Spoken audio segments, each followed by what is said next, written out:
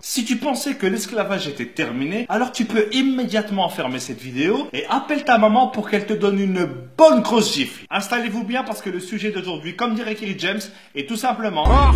Aujourd'hui, on va parler du franc CFA. Alors déjà, première blague. CFA, ça veut dire colonie française d'Afrique. Je sais pas si vous vous rendez compte, ils ont une monnaie qui porte comme nom colonie. Ils auraient très bien pu l'appeler ferme-la et donne-moi tout, ça aurait été pareil. Mais il y a quelques temps, ils se sont dit, c'est vrai que colonie française, ça se fait pas. C'est un peu chmette, quoi. Et du coup, ils ont décidé de changer. Et maintenant, ils appellent ça coopération financière d'Afrique. Alors là, je dis bravo.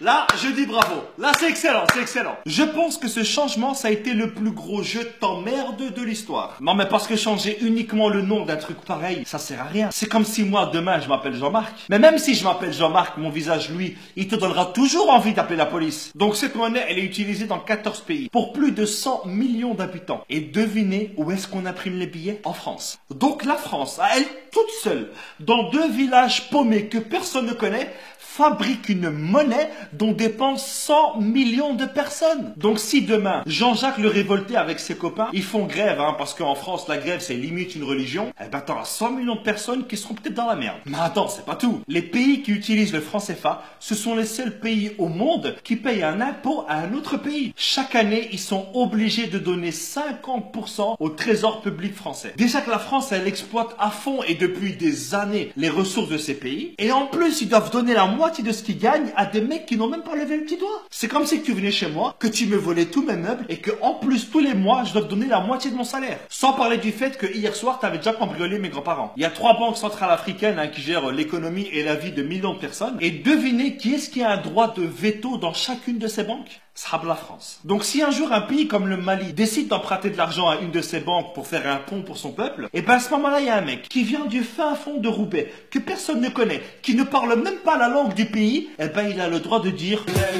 le slogan de la France, ça devrait être maintenant liberté, égalité, fraternité au-dessus de la Méditerranée. En dessous, non, tu pues la merde. Et puis quand j'entends que la France fait des dons en Afrique, non, voler 50 € à quelqu'un et lui donner 10 €, ce n'est pas un don, c'est un remboursement. Et heureusement qu'il y a eu des chefs d'État qui se sont rebellés contre le franc CFA. Il y a eu par exemple Sylvanus Olympio. Ah non, lui il a été assassiné, pardon. Il y avait aussi Thomas Sankara. Non, lui aussi il a été assassiné.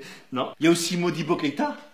Non, lui il est mort en prison, pardon. Je crois que je vais arrêter là. Récemment, François Hollande est allé à Bamako. Et je pense que sur une échelle de 1 à 20 sur le manque de respect, je pense qu'on doit être à 1000 ou à 2000. Regardez. Cher Président, cher Ibrahim, j'ai été très sensible aux mots que tu as bien voulu prononcer. Alors déjà, depuis quand est-ce qu'on appelle un président par son prénom? Et depuis quand est-ce qu'on tutoie un président? Mais c'est quoi ce manque de respect? Tu crois que c'est ton fils? Mais bon, pas grave, regardez la suite. Quand la France est en Afrique, elle ne cherche pas à exercer une influence.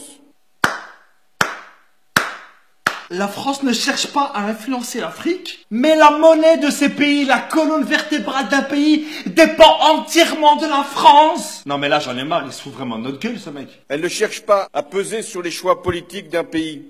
Quoi? Combien de chefs d'État africains ont été destitués par la France? Et encore moins à capter ses ressources.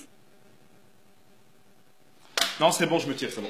J'ai l'impression que plus c'est gros, plus ça passe. La France, elle est là aujourd'hui uniquement grâce aux ressources de l'Afrique. La France, elle a comme ressource naturelle que le vent et la pluie. Et si la France ne s'intéresse pas à tout ça, qu'est-ce que vous faites à chaque fois en Afrique? Vous savez, à chaque fois qu'un président français va en France, c'est uniquement pour vérifier les stocks et voir si les employés travaillent bien. Aucun pays ne peut prendre son indépendance s'il ne gère pas lui-même sa monnaie. C'est pas possible. Je ne peux pas nourrir ma famille et m'occuper de mes enfants si tu voles à chaque fois dans mon frigo et que tu gères mon argent. Le franc CFA, c'est un système qui est mis en place uniquement pour aider le peuple français. Voilà les amis, c'est ici que s'achève cette vidéo. J'espère qu'elle vous aura plu. C'est l'une des vidéos les plus compliquées que j'ai eu à faire. Donc je compte sur vous pour partager un maximum cette vidéo. Parce qu'aujourd'hui, en 2017, il y a encore de l'esclavage, mais économique cette fois. Donc voilà les amis, je compte sur vous. Et n'oubliez pas, comme dirait ma grand-mère, qui vole à neuf se fera d'excellentes omelettes. Ciao!